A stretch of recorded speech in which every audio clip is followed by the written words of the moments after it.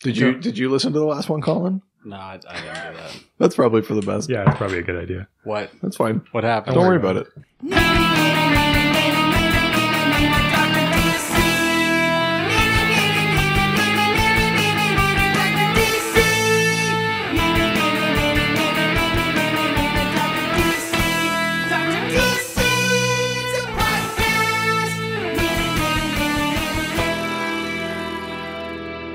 Welcome, residents, to the Dr. DC podcast. My name is Colin, and next to me is the Doctor himself. Hello. And as always, we're joined by our producer, Richard. Hoy hoy. Each week, we talk about the weird and wonderful world of DC while fielding questions from listeners like you. While the first rule of Fight Club is you do not talk about Fight Club.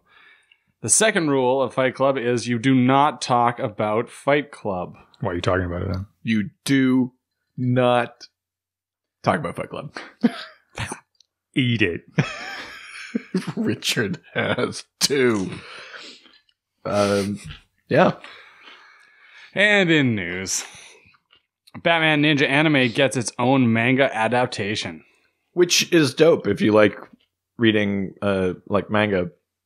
But I don't really, so which is a weird thing for a comic book fan to say probably. But a little dorky in my opinion. I just love that, like, Batman Ninja, like the anime. I loved like the movement of it.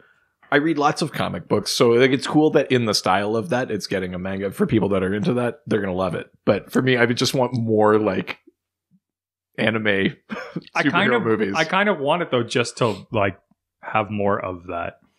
Do you read manga? Are you a manga guy? No, not really. No. Colin? What is? Yeah, I was wondering when that was. It's like a Japanese way to say book. it that you eat. It's a Japanese manga. Manga. But they're I like Italian. But they're typically like longer. They're more like almost like novel format. But I think you also have to read like them graphic novel. Yeah, but you have to read them like right to left because it's Japanese. Oh, okay. It's basically just that like the different art style, but it's a Japanese graphic novel. So why don't you like them? I find He's just really not into body pillows that much. why? The people who think it's funny really think it's funny. Why? Just lost for me. I like okay. I like that art style. Like I said, I like the movement of it in anime. It doesn't do much for me like static. There are art styles I prefer, but I would be all for more just like anime DC comic stuff though. Like I think they should go for it. Just pick like a random era and a random superhero. So we did Batman Ninja. Let's get Who would you like next? Let's get like Pirate Aquaman. There we go. That's the one. Yeah. Pirate Aquaman. Pirates of the Aquaman? We found it. Pirates of the Aquaman. Awesome. Aquaman of the Caribbean. Shut the fuck up. Are Hawkman and Hawkgirl getting their own movie, Doc? I mean, maybe, but this is...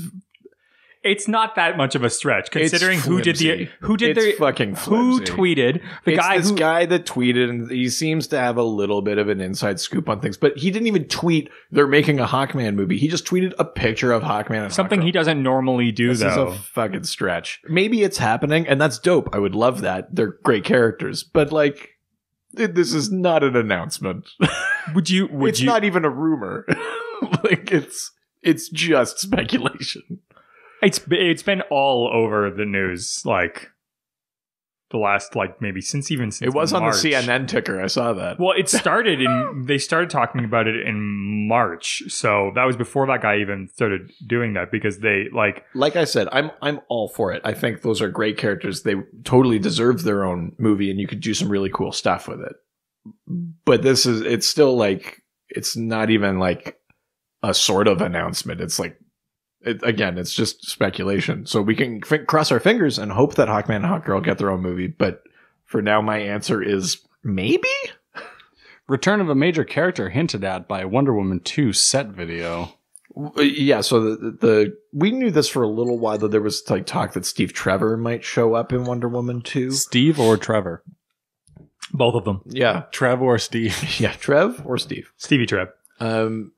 Steve Trevor, of course, dies in the first Wonder Woman. So it's probably going to be, and that's set in the First World flashbacks. War. And if the second one's set in the 80s, like how does Steve Trevor there? It could very well be flashbacks. That's probably the theory that makes the most sense. Or possibly if we know that Cheetah is a villain in there, but if there's another, like a secondary villain, like someone like Dr. Psycho with like mind powers, who's can make like illusions and things, maybe he shows up in the form of that, or, you know, like or even in the context of the Cheetah, if there's some sort of thing with, you could also Earth's Cartaga and that god, and maybe he's making her see things or have memories or whatever. Like, there's many ways Steve Trevor could be in there. Or, craziest of all, and this theory belongs, I think, to Mark Bernardin of the Fat Man on Batman podcast. Martian Manhunter has assumed the identity of Steve Trevor in the 80s. Whoa. I mean, I guarantee that's not it, but that would be insane. I also think that there's a possibility that they could do sort of a Peggy Carter situation, where he's just real old. Like he survived that giant explosion in the sky that he was in? Okay. Yeah. And just... Yeah. Yeah. To old age? Yeah. Yeah, I mean, I guess that's probably more likely than the Martian Manhunter one. Right? That's all I'm going for. You mean there's a chance? Yeah. Damn it. Sometimes dead is better. New DC superhero girls coming and gets a different cape on. That was just Bubbles. I didn't know. Yeah. I was hoping it would be the like Bubbles, but it wasn't. I was just like... Sometimes you just got to take a chance. Sometimes it just says Bubbles and it's just Bubbles. Take a chance? Take a chance, take a chance, take a chance. I was going to say, like, ABBA? Isn't it crazy that none of those guys could speak English? Like, at all? None of them even understand, like, a word of English. That's not true. True story.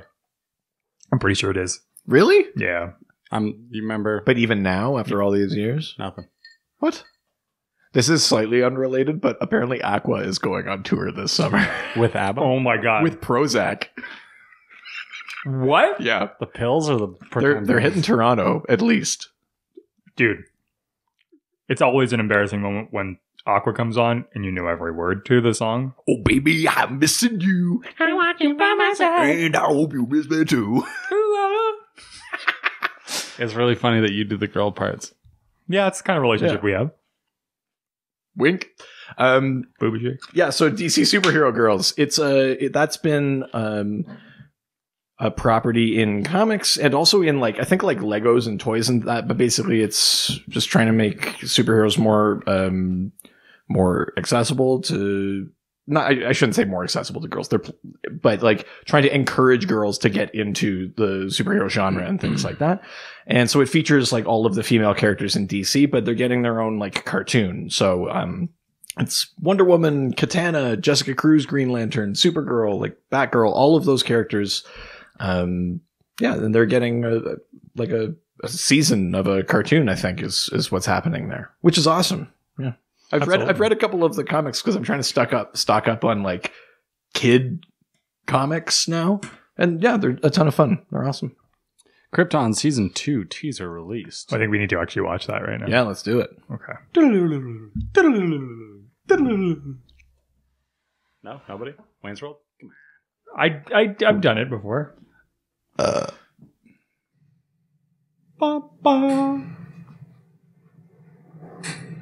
Oh, who's this motherfucker? It's Doomsday. Oh, he is not happy to be behind that mirror. For Phantom Zone, man. Krypton. Wait, there's more. Season 2. The quality you love.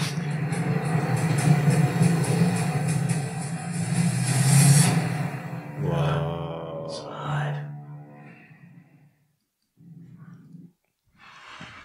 Yeah, I mean, it's funny because the season just ended and then they threw out this season 2 teaser, but I think they just want to keep the momentum going, keep people pumped.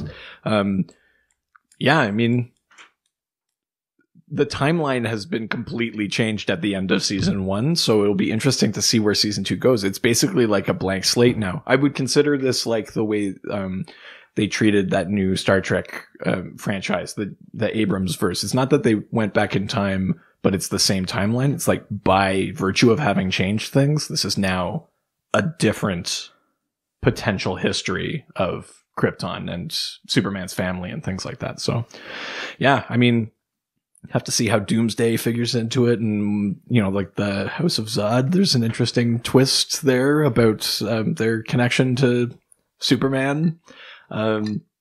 This is a show that you haven't really watched yet, and I've fallen back on. So I've done the weird thing where I've just sort of been like, I've been cheating it. I've just kind of been like picking up bits and pieces because I haven't had the time to just sit down and dedicate to watching the whole thing yet. But I'm excited to.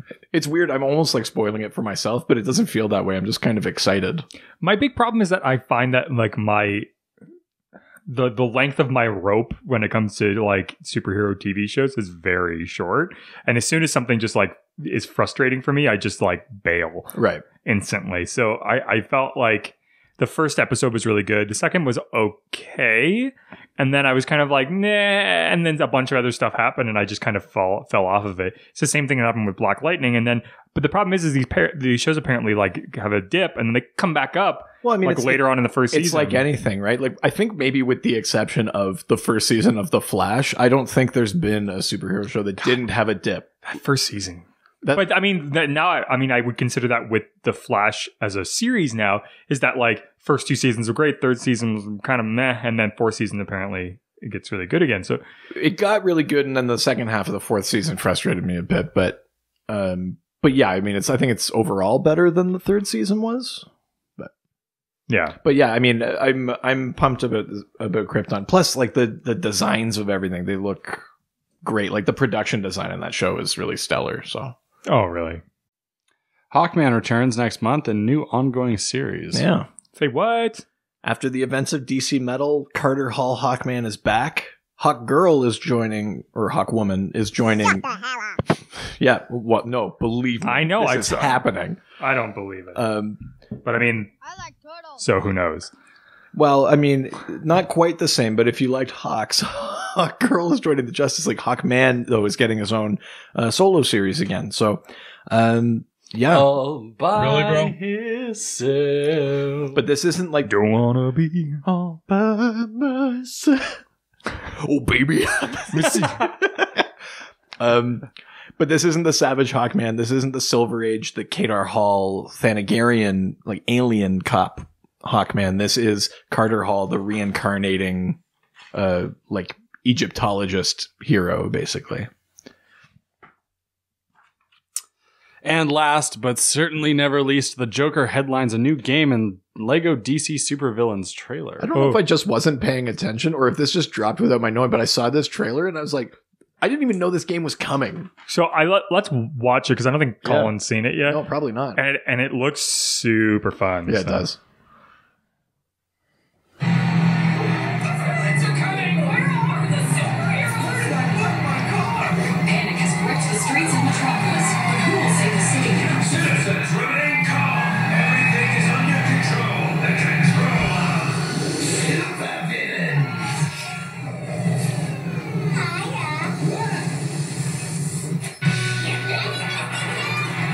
Everything is not okay.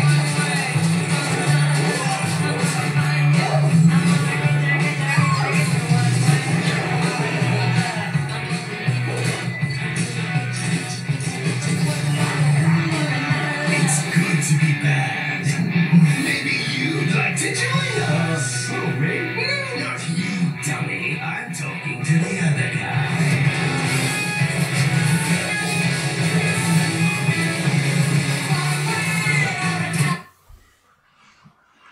So my first thing I'm going to say, Colin, did you have something to say? You have an initial reaction. Sometimes I wish that I could have like gone forward in time and been born in like, I don't know, 2005. So that by this point I'm like 13. I'm just like, everything is neat. You feel like you're too jaded, but that's a function of when you were born and not just who you are genetically. Fuck, the 90s really fucked us all up. That's true. Yeah. That's or fair. whatever. Although I'm excited about that. I've been playing through Lego Batman 3 lately, and it's so much fun. Can I tell you though, like, I wish that this was also a movie, and I wish that it was like it was animated that way too. Because like one of my biggest gripes too with a lot of those DC Lego movies is that the animation's just kind of weak compared to that. Like that actually looked like You mean the Lego. direct to video, Yeah, like the yeah. kids ones that they do? Yeah, But that actually looked like somewhere in between where it's not necessarily the Lego movies. Yeah. But something like this where they look like Lego pieces. It's a little more realistic. This looking. cinematic trailer is pretty good. It's really good and makes me want a movie from it. And I'm like, oh, this is way better than that Aquaman one we saw. But basically, it's a whole game of villains, which is awesome. Imagine had they done Suicide Squad this way instead of with humans. Lego Suicide Squad. I'd be into it. Yeah. There'd just be so many like Who was the character at the very Like end? hands popping off. Yeah, exactly. By the way, Sorry. was the character at the end somebody's? No, because in those Lego games you can customize characters. So I think the idea is you. like you join Become the a villain. Supervillains, Yeah. That sounds like fun. Yeah. Right. Man, I would hope in this. I know whose wife's going to be playing this game. I'd hope in this. Fine, I'll play this game. Yeah, I know. She I would- likes those Lego games. I would hope, in Lego Batman 3, that's the one where they introduced a bunch of DC characters. You can play as like Condiment King, Atrocitus, It's awesome. all these sort of weird ones. Red Tornado. I would hope in this one, because it's a villain focus, you can get even like deeper into like weird ones like Monocle, Mattermaster, or Tar Pit, or like some of like really the weird villains. I think that would be awesome. 10-Eyed Man. I just got a new piece of news that I literally just got. Okay. I want to talk about it because it's really cool. Robert Kirkman, apparently he's getting his own show. AMC's Visionaries, Robert Kirkman's Secret History of Comics. Interesting. I didn't know that was... So it's like him interviewing people? It's or him. just He goes talking through about comic books, a or- journey through the history of comics. Oh, interesting. Obviously, there's a ton of fascinating stories from people you do not know and can't wait to share them with you. He's interviewing people like Stan Lee, Patty Jenkins, Kevin Smith, and J.K. Simmons. Oh, neat. That's awesome. When does it come out? June 7th to Shudder. Oh. So we have exactly 1 week before we lose all our followers to a better, Yeah. a higher production value. Because we're the first option. show that's talking about We are the comic first. books. We're the first and only until There Robert is Kirkman fucked it up. There is no other comic book based anything. You know what? This may have been a show that's already on AMC. It's just finally coming to Shudder. Oh, son of a bitch. Wait, then that means we're good. We're safe. We did it. Yeah, no, it's a show that's already aired. Oh, okay. But, So that's super old news, but it's new to us. well, it's new that it's coming to Shudder, and I pay for Shudder, so that's fine. Newish. But I got an email about it, and it made me very excited. And now on to the doctor's pulls. Oh, my ear. Not cutting this out. What have you been reading anything? I know you've been pretty busy lately. No, I hate that. Yeah, no, I have been reading. I'm really books. I'm really digging Justice League No Justice. It's the like 4-issue miniseries that sort of bridges the gap between Is that like sorry not sorry? yeah, I guess. Is there a small hashtag in front of that? Yeah, I guess technically it is, yeah. So it bridges the gap between the end of DC Metal, where the heroes accidentally break a hole in the source wall, and Snyder's Justice League run. Sorry, which Snyder? Scott. Oh. Snyder. There we go. But yeah, so it's basically heroes and villains have been put onto teams by Brainiac to try and defeat these massive entities called Omega Titans. And it's doing a really good job of like laying the groundwork of what's moving forward, of like what will be the impetus for the Legion of Doom, like what the Justice League's kind of mission is. And then there's these Justice League titles that are spinning out, specifically Justice League Odyssey as like a space title. And I think it's doing a good job of setting up those things. But it's also just like a really awesome kind of tribute to the Silver Age. Like even though it's like threat level midnight. Threat level midnight. It's also just like a ton of fun. Like Starro the Conqueror, the Justice League's very first villain, is like on one of these teams. Yeah, I really dig it. It's a really fun book. Yeah, the art's been stellar. Issue 3 had a different artist for some reason, but yeah, I really like it. And it's making me excited for the new run of Justice League that's coming up. That includes Hawkgirl and Martian Manhunter. It's awesome. Yeah. I've been watching Deadpool too. Oh, and? It's really, really good. It's better than the first one. Wow. How many times have you watched it now? I'm 3/4 through it the Nice. first time. So, but it's good. Because I watched it at the theater. I left early and shit. He just leapt out the window. Jesus. You'll never catch me. But no, it's really, really good. I'm enjoying it a lot. I find that it's less like jokes per minute like the first movie was. Right. So it's not leaning on that as much, but it's Classic heavy JPM. Just saying. Yeah. it's true. JPM. I do have a little bit of a question about it. Yeah. What the fuck does that have to do with DC?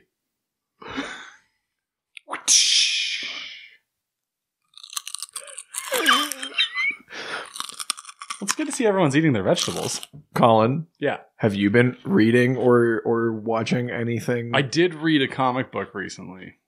Yeah, but But we're not talking about that. due to scheduling, we won't talk about it for a while. Oh, that's now I have to reread that at some point. Yeah. Other than that, any sort of like consumption of comic book things?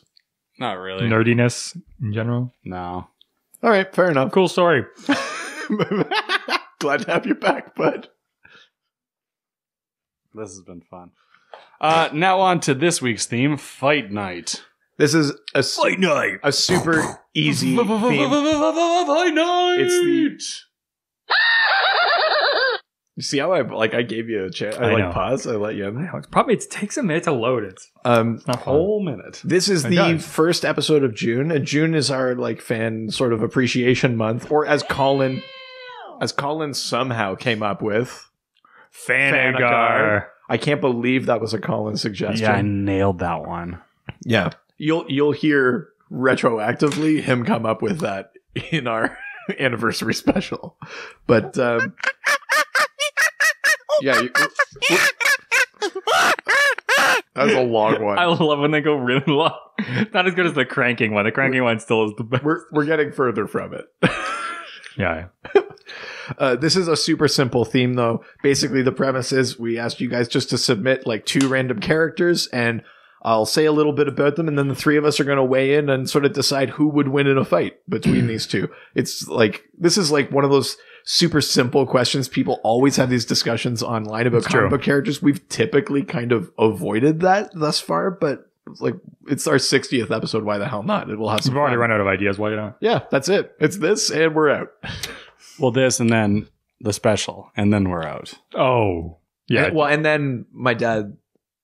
we don't need to record it. It's fine. We'll just record them and never release them. Yeah. We're like Prince. We're dead? Already? Shut you. Guys. Thank you.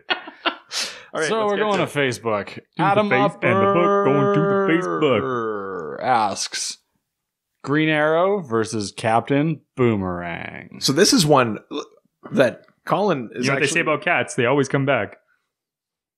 It's like Boomerang. Not until the very next I day, did it with though. the cat. I took like the Boomerang thing. Yeah. Made it a Catwoman thing. but which is completely unrelated. They come back the very next day. So Colin, Yeah. having actually watched Suicide Squad, you are passingly familiar with the character of Captain Boomerang. Yeah, he sucks. So let's just put these 2 characters up. They're both non-metahumans. They're both basically known for their accuracy. Captain Boomerang throws boomerangs and has trick ones that explode and things like Yeah, that. yeah, yeah. Green Arrow shoots arrows. Yeah, and I feel they like do in this trick things case, too. in this case, Green Arrow wins because a shot to the heart and you're to blame. Sorry, because Bon Jovi. We're invoking Bon Jovi. Yes. It's like 20 minutes in. Yes. Okay, but for real, Green Arrow, Captain Boomerang, they're in a fight. They're both basically expert marksmen with different tools. You're giving it to Green Arrow. I'm going Green Arrow. He's a straight shooter. Other than these amazing puns and the Bon Jovi reference, is there anything else you want to add to that? Well, just the fact that Captain Boomerang in Suicide Squad kind of showed his cards, and the fact that only one of them came back and the rest of them just kind of fizzled. I mean, particularly that version of Captain Boomerang only gets 1 boomerang back. yeah, no, So he was definitely a runs out of ammo. dud. Yeah. Richard. So I think considering who the 2 people are, and I see a realistic fight as Boomerang throws first Okay. because he's Impulsive. and dumb. And Catwoman knows He's definitely dumb. Yeah. Catwoman knows this is going to happen. Waits for him to throw Why do you it. say Catwoman? It's Green Arrow. Sorry. Oh, I thought you said Catwoman. No, that's why I said that was a complete non sequitur. That like your joke made no sense. That's why I said that. It's Green Arrow versus Captain Boomerang. I could have sworn you said. Why aren't you looking at the notes? Because I didn't. I said Captain. That's why everyone was confused. Boomerang. Green. And then Colin, I just talked about Green Arrow for 2 minutes. I said he was a straight shooter. I don't know, man. I don't pay attention. I just produce this thing. I did Bon Jovi jokes.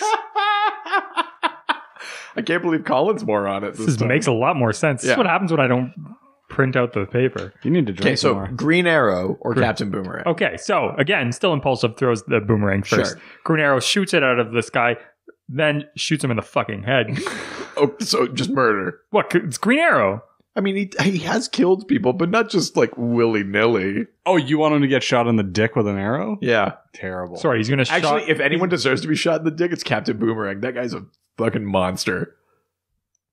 Would you dare say he's a dick? Okay, shoots him in the head, then, because he's cocky, he's like, yeah, I fucking shot him in the head. Boomerangs come back, hits him in the head, kills. Oh! Sorry, so you think it's a draw? Yeah. Oh, I like that a lot. Weirdly, I mean, you did touch on a thing that, like, Oliver Queen, Green Arrow can tend to be a little bit cocky or doesn't necessarily think everything through. Maybe he would leave the door open to getting boomeranged. You didn't. I know. Where are these coming from? Oh my god, we're getting boomeranged by your sound effects. That's right. But I think I side with Colin. That'd be Green Arrow. I'll bring up a slightly different angle, though. Is that Captain Boomerang is a notorious drunk. He's just, like, even though he's an expert marksman, and he's good even Not when that there's he's drunk. anything wrong with. No, there is. If you're a single man, you can be a drunk. That's it. You misogynist. If you're a single woman, you can be a drunk too. Thank you. It's All those single 2018. ladies? Oh, I'm a single lady. Oh, I'm a drunk lady. That's what it's about. Put your drinks up. My and point was up. going to be that Oliver Queen is a man in his physical prime. Captain Boomerang is like a deadbeat dad and a drunk. Yeah, he is. So even though they're both expert marksmen, one is better. So it's definitely Green Arrow. Amen. Next one. Flash versus Sinestro. Make sure you don't hear that as Aquaman versus a kitty cat. Yeah. That's So, like cats, we all know. So the Flash, fastest man alive, taps into the Speed Force. Sinestro, Green Lantern villain, has a yellow power ring that channels the energy of fear, but he can make constructs and things the way Green Lantern can. So Flash versus Sinestro. Who do you take, Colin? So, to begin with, Flash is doing his flashy dance pants moves all around Sinestro until the aura of the yellow ring falls upon him, and it kind of just tears apart his insecurities, and he becomes a sad little thing who just like tears himself apart. Right. So you're saying Sinestro uses the ring to like elicit the worst fears of Barry Allen and kind of incapacitate him that way. So you're giving it to Sinestro. Only because I feel like the Flash would then just run himself into a wall or something like that. All those bad feelings, all that stuff in his head, it would just drive him insane. I mean, you've touched on something interesting that Sinestro might play like a more Machiavelli, like a chess game with him, and yeah. Okay, interesting. So Colin gives it to Sinestro. Sinestro would take the damage at first, I think, but all Right. in the long play. Right. Yeah. He's rope-a-doping. Yeah. Okay. So, I mean, I pretty much go exactly with what I think you were saying, Colin, which is, Sinestro kicked out of the core for abusing his powers. Yeah. I think Sure was. I think what he would do is he would just, Barry Allen especially, if that's who we're thinking this is, because that's who I'm thinking this is. That's true. There are different Flashes, but sure, let's call it Barry. I'm going to say Barry Allen. He just shows him all the ways that he's fucked everybody's life up by damaging like the time, like using the Speed Force to fuck with time, things like that. Just making a construct of his mom getting stabbed or something. Yeah. Just showing out how he like consistently couldn't save his mother, how he then had to let his mother die, and Right. The whole time, the soundtrack in the background is that shitty Green Day song, That Time of Your Life. Ding, ding, ding. I hope you had a time of your life. So you're also giving it to Sinestro. Well, I didn't finish it, but I think then he would actually have Iris like standing behind him this whole time while all this is flashing behind him. Like actual Iris or a construct? Construct. Okay. And it would just be like, I think the best thing you can do for anybody is you can end your life. Oh, Jesus. You both went to this place. Oh, yeah, 100%. Yeah, without a doubt. I'm so glad Hey, he abuses his powers. I'm so glad that the Sinestro Court isn't real, because if either of you got your hands on that ring, I'd be, like, very terrified. What do you mean if? Jackie. So what about you, Doc? I think you both touched on the idea that like Sinestro is probably the better, well, he's definitely the better tactician, but I think ultimately the Flash is just so supremely powerful that if he can keep his wits about him and, you know, like really use the Speed Force to its fullest extent, he should be able to beat Sinestro. But really, yeah, I mean, you guys are right in a way that it's about like the mental preparation and like the strategy of what that battle is. But on raw power, I would give it to the Flash. Yeah, and yeah, I think I'd side with the Flash. I'm not saying he wouldn't. Really? I'm not saying he wouldn't take some shots or come out of it really like. Oh, you're going from like a realistic standpoint. Really like beat up or whatever. But like I think the Flash would take it. Yeah. I got bad news. Just came in the mail. Yeah. You're wrong. That's the fast. Oh my God, it's back. All right, what's next? Batman versus Count Vertigo. So you know who Batman is? Count Vertigo is a Green Arrow villain. He's got his own cereal line. that's Count Chocula. That's what I said. No, it's the cereal that makes you dizzy. Yeah. It's Count Vertigo. This is delicious. Whoa. Oh, God. Oh, God. Count Vertigo, aka Werner Vertigo, is from a country called Vladova, where he is like the prince or like the ruler. But he has... sometimes it's metahuman and sometimes it's technological, but basically the ability to induce vertigo and dizziness in others, which makes him a great Green Arrow villain because it's like accuracy versus. Yeah. Yeah, I forgot the word. He's the teacher from the Peanuts. So Batman versus Count Vertigo. Who takes it? Okay, I'll go ahead. Yeah. Sure. At first, Batman would do his Batman nonsense and like really get this guy in a bad space. But I really feel like he would go the same way that Sinestro would in order to get close enough to Batman to then vertigo the shit out of him. Now here's the thing. And you'd make Batman famously is like one of the most trained, most skilled martial artists on the planet. Yeah. Very like mentally disciplined. Do you think he could push through the vertigo? Totally. And he would say something cheesy like, "Vertigo on, Batman." I don't know, something cool like that. Sorry, so you're giving it to Batman? No, I'm giving it to Vertigo. Oh, okay. Oh, okay. You think Vertigo... So you don't think Batman is mentally disciplined enough to push past Vertigo's powers? No, I don't think so. And I think that comes down to the fact that whether or not you're the world's most mentally physical person, Vertigo affects... it affects people differently. And I think that... It's turned into a public service announcement. I really wish that the suggestion was Jimmy Stewart versus Count Vertigo. Well, what? You just grab a moon and you pull it down onto Batman. Was that Thanos? Are you making an Infinity War reference? I know, but I mean, sure. Yeah, so I take... Just throwing a moon. I take Vertigo on that one. Okay. Yeah. Richard? Well, I think if I'm really going to put my mind on it. Oh, low rent Jimmy Stewart? What do you think? I'm like the byway for Jimmy Stewart. It's fucking Batman. What do you mean? What do I think? He's going to use some fucking button to press and just explode the dude. Like, I mean, you can't. That's a not fair fight.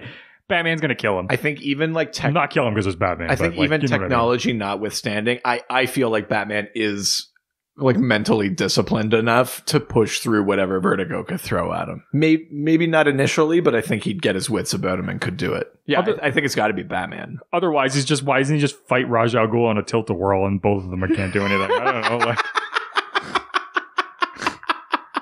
you know Batman's biggest weakness? Tilt-a-whirl? Yeah. The carnival? Oh shit, the Joker.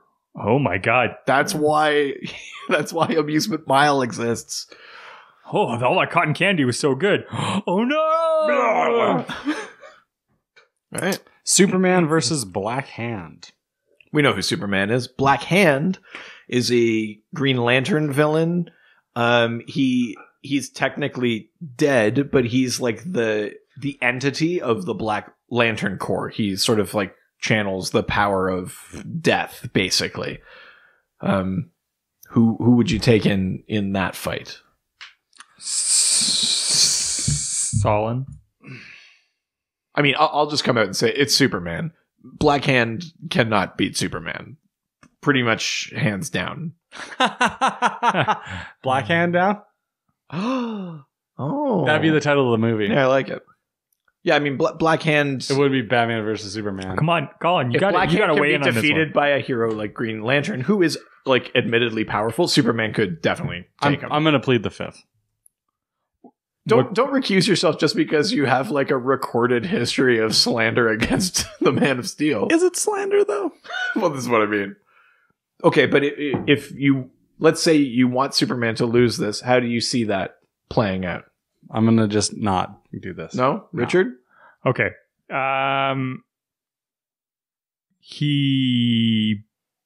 So what can you give it more of what can, because I don't know enough about the Black Lantern. What does that ability do for you? Black Hand, when he initially showed up, he was this guy that just had like a device that could like absorb the power of Green Lantern's ring, and then like he could use that power again. But then eventually he becomes like obsessed with death, and he kills himself to become like the emotional entity of death. In the way that Parallax is the fear thing, the Black Hand is part of the Black Lantern Corps. Black Lantern rings basically reanimate the dead, can sort of speak with their voice and access their memories, but it's not them. Like it's not, their souls aren't in there. But they can like use those memories to elicit emotions out of others and then kill them and consume them. Okay. So Black Hand brings back Hawkman. Oh, okay. Doesn't bring him to Superman, brings him to Lois Lane. Okay. Convinces Lois Lane that he's still alive. So it basically gets her to go to somewhere secluded. Black Hand takes her and goes, I'll kill her. Right. Not a bad plan, except that the Black Lanterns reanimate the dead. They don't bring them back undecomposed. Yeah, I know, but I mean, we don't know at what point this is that after Hawkman died. Oh, sure, when this fight takes place. Yeah. I see what you're saying. Okay, all right. So, and then basically, just as Superman tries to like figure something smart out, he just kills Lois Lane instead. Oh, Jesus. And then we get the Injustice timeline, basically. Boom. Yeah, okay. Yeah, I mean, I still stand by my answer, but I like the logic. Yeah, I dig that. Colin versus Richard. So, so for those listening at home, Richard, he produces podcasts. He's like a vaguely offensive but generally nice guy. Colin, heart of gold, lovable drifter, bad at his job on the podcast. Probably great at his job. Yeah, that's what we're talking about. Yeah. So of those two sort of like middling descriptions I've given, who would win, Colin or Richard? I don't know. Doc, who would win? Well, you're just going to edit whatever I say. Because I've said both of your names. You could just make me say Colin if you wanted to, or I could just say Richard if you wanted me to say that. I know, but I want to hear you say it. Okay, so I think the winner of Colin versus Richard is the Dr. DC podcast. No. Be right back after It's these content messages. gold. That's what the winner I think it's is. got to be Richard because he controls the final product. I mean, you're not wrong. Yeah. I'm okay with that answer. Unless we're just talking about a physical fight, I think Colin could fuck you up. I work out. You see the weights right there? You weigh nothing. You keep bragging about it. He's not wrong. I would do a fart and you'd blow away. Yeah. Great move. He made a fart sound earlier. About, Oh, right, yeah. That's see that one. So George Bishop wants to know Fate versus Constantine. So, Dr. Fate. Dr. Fate. Well, Dr. Fate. I shouldn't presume. Fate. He doesn't say Dr. Fate. He says Fate, which is that version from the 90s, Jared Stevens, where he melts down the helmet of Fate and like has like an Ankh tattoo and makes So like let's assume it's daggers. that version. So let's say it's Jared Stevens. It's Fate versus John Constantine, famously one of the most powerful sorcerers on the planet. Now, what does Fate have going for him? Like Naboo and Dr. Fate and that helmet, like that power channels the Lords of Order. Ooh, Naboo. Under normal circumstances, Dr. Fate is one of the absolute most powerful magic users in any comic book. Hey, I want to be famous. Thank you. Constantine, maybe technically less powerful, but more wily. He's known to use sort of deception and tricks and basically to win at all costs. So Jared Stevens' Fate, the one from the 90s, where he's kind of misusing the helmet, versus John Constantine. Who wins? I say Constantine. Constantine. It's got to be Constantine. Yeah, without a doubt. I think Jared Stevens doesn't know enough about how to use that power properly. I think if it was like Kent Nelson, Dr. Fate, possibly still Constantine, just because he's kind of cutthroat, like he can do anything to win. But Dr. Fate is like way more powerful than him. Yeah. But I think with the Jared Stevens one, with Fate, the way that George Bishop wrote it, I think it's got to be Constantine. Even the Keanu version. Oh. Yo. Dude, like demons. Constantine. It's actually a good movie, but Colin? Colinstein? I just want to hear you guys do those voices over and over again. That's the winner. Constantine. Dude. Yeah, that wins for me. All right. Do you know they're making a third? Bill and Ted. Yeah. Yeah, I saw that. It's fucking sweet. That's awesome. All right. It's called Bill and Ted Totally Adult Adventure. And it's Whoa. I think that's Gonna the be- porn parody. Did you see? Did you? I That's the thought I porn put that parody, script yeah. in like a secret folder, but You have X videos open right now. okay. First of all, I'm an adult. I watch Pornhub. See, you sow a seed that he has to take. Like, he just named something kind of wrong. Oh, You'd be like, no, I jerk off to this instead. Oh, shit. Wait, you saw that video too? What? So a seed he has to take. Jesus Christ. Oh, You walked into that. Yeah. Name of your sex tape. What's next? Twitter. Twitter. You had to do it last week. You were ready to do it again. I was like, is it me now? Yeah, I know. Is this my Red job? Sun Clave says, Red Sun Clay. Won't you come? so much of a stretch. like, it's Title your sex tape. Lord Havok versus Steel. I think these are both characters we haven't really talked about before, so I'll give kind of a quick background on both. So, Lord Havok is from Earth 8. Earth 8 is basically like an analog of the Marvel universe. It's like a pastiche. It's not... Lord Havok there is basically Doctor Doom. He fights the Future Family, which is the Fantastic Four, and the Retaliators, which are the Avengers.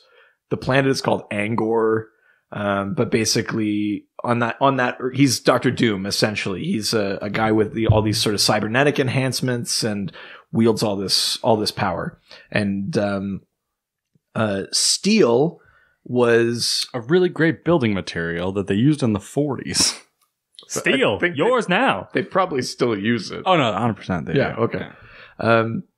John Henry Irons, Of course, his fucking name. Last Right? name's Irons. Jesus Christ. John Henry Irons, but not just Irons. He's John Henry, like the American folk hero who like beats the train. He Train like, track. Yeah. he builds the tracks before the train gets there. Yeah. So all of that together, John Henry Irons.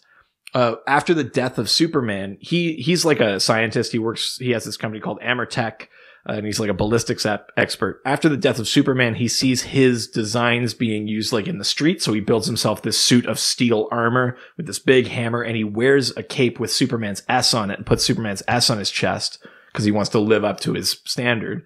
And he starts fighting crime and he becomes a superhero. And the suit basically does, it allows him to fly. It gives him, super strength and durability in that. And this hammer can sort of conduct electricity and all of those sort of things really like amplify his power.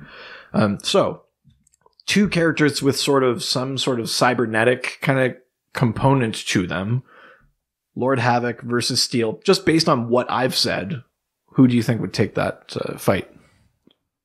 I feel like it'd be a close one, but Steel takes it in the end. And where are you coming from?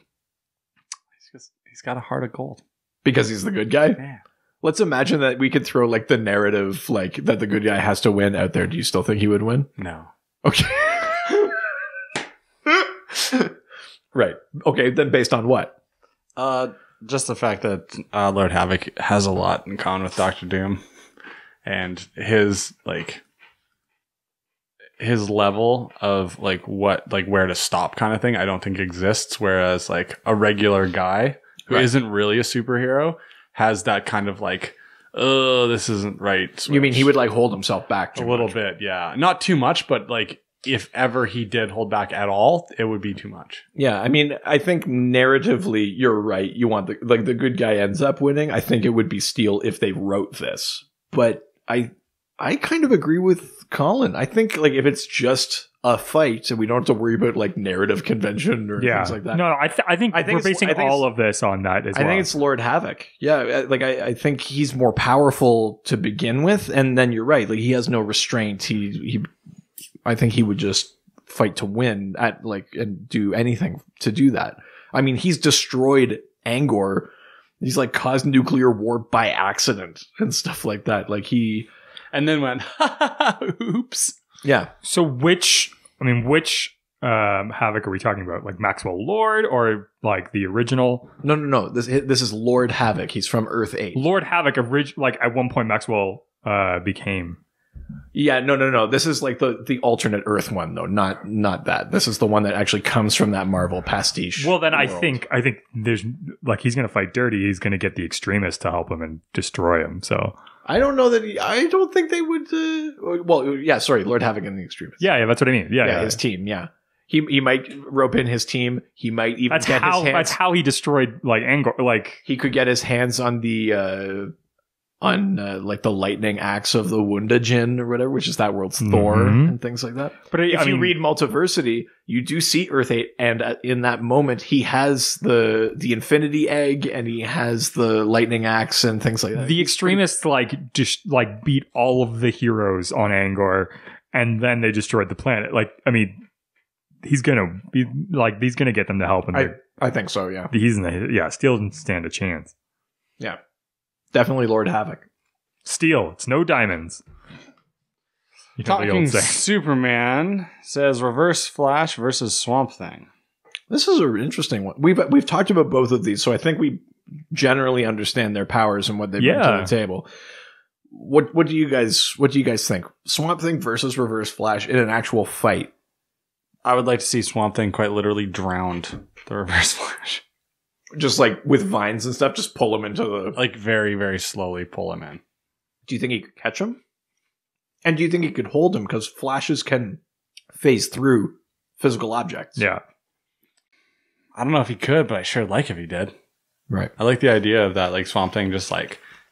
If he'd like set up like kind of like a decoy trap for him, and then right behind it as he flashed into the next side of that, just... Well, I mean, Swamp Thing can make multiple versions of himself because he controls all plant life. Yeah. So, yeah, you could definitely do something like that. Yeah.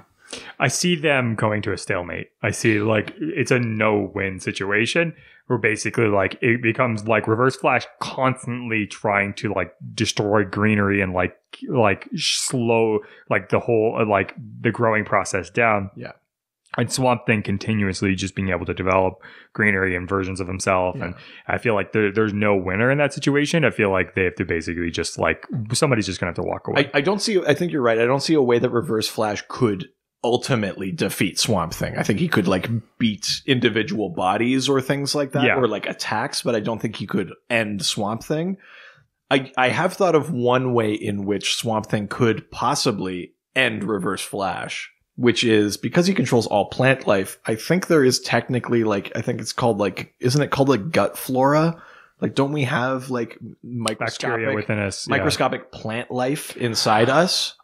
Oh yeah. I mean, if bacteria can be counted as... bacteria is the divided. It's a different kingdom of nature. But like, I thought they were like tiny flora. It's technically like plant life because it's like the stuff that helps us digest, but it's not bacteria. Am I making that up? Am I like... My wife would know, but I don't. If this is a thing that I'm not making up, Swamp Thing should use that and kill him from the inside out. If that's not a thing, then yeah, I think it's a stalemate. Yeah, without a doubt. Yeah. No, we got to pick a winner. That's not fair. It's got to be Swamp Thing because Reverse Flash could not possibly end him, and all Swamp Thing needs to do is trip him up once. That's true. I mean, he's got a lot of vines to do tripping, so Yeah. So I think I think just on the odds and like if they were just fighting forever, it's got to be Swamp Thing. Eventually he would get tired. Yeah. He'd get him. Yeah. Next one is Metamorpho versus Firestorm. So can Firestorm manipulate Metamorpho's body? If he's made up of just elements that make up a human body, is it organic material that Firestorm can't deconstruct? So, we've kind of talked about these characters, but a quick recap. So, Metamorpho, aka Rex Mason, is transformed by the Orb of Ra into the Element Man. So he has this kind of monstrous form. He can shapeshift, but he can also like just change his elemental structure into sort of anything that occurs naturally. So he can make himself like breathable air if that's necessary, or he can turn himself into like iron or things like that. So he can not only change his shape, but also like what he's actually made of. Firestorm, the Nuclear Man, is two people fused together. It has been Ronnie Raymond and Professor Martin Stein. So it's the body of Ronnie Raymond with Martin Stein's sort of voice in his head, or it's been Jason Rush as the body with like Ronnie in his head or Martin Stein. It's always a combination of a couple of people. But Firestorm channels a thing called the Firestorm Matrix, which is a nuclear power.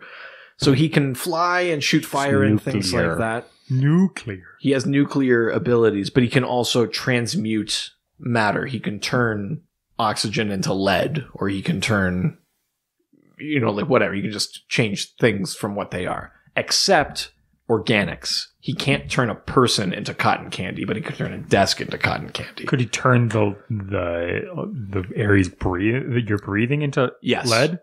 Yes.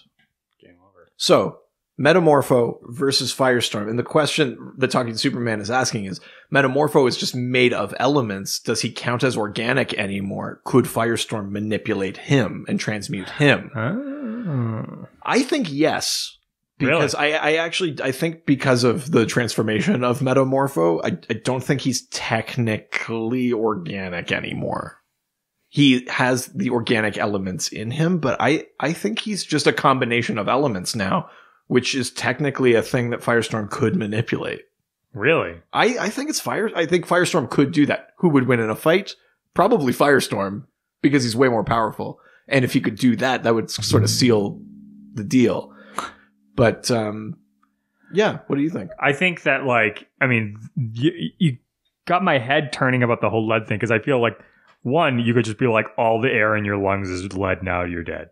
I mean, that alone could... Metamorpho doesn't really need to breathe, though. No? Because he's just the element. Then he can split him in pieces.